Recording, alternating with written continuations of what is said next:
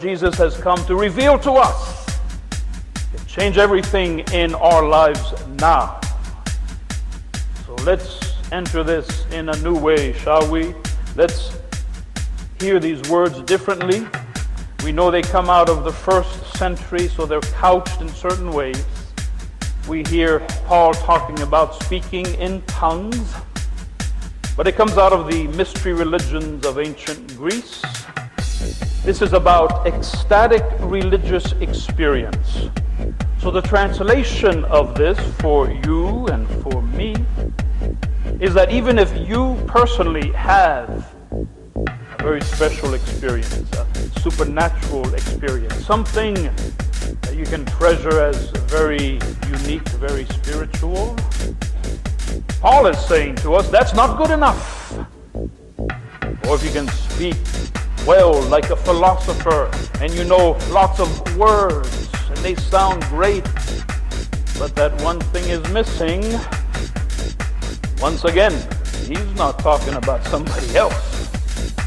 He's talking about us every time we say something that sounds good, but it doesn't really apply to how we live and how we walk. He talks about fathom all mysteries, treasure of wisdom and understanding that gives a whole new perspective on life. Seek, you shall find. But let's say you found it.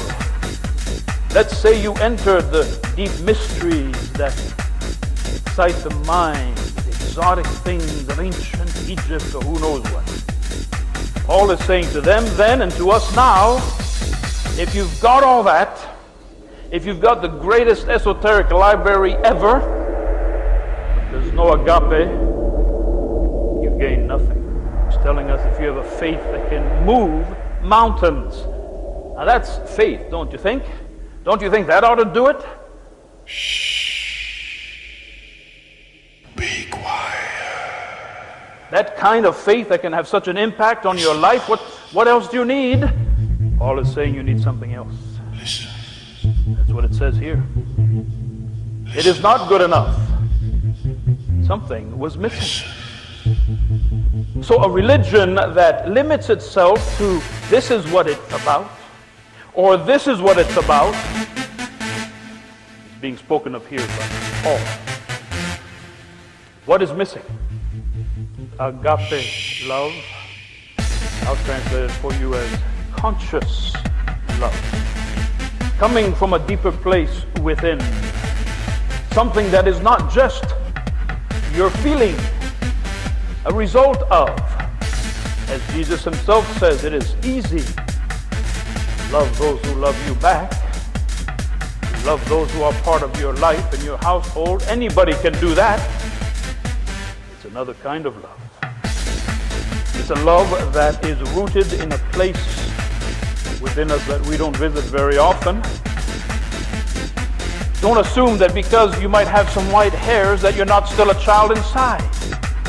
You still get upset if you don't get your way. We're still growing up. It's a process.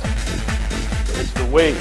It's the Christian way of going from who we once were to what we can be, to that maturing spiritually that has the power to take the hard blows of life and to keep loving anyway.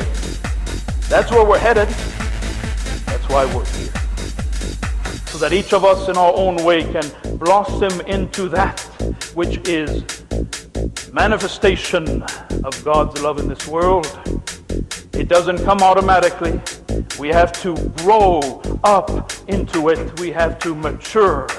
We have to find true wisdom in transcending the ordinary love that most folks think is enough.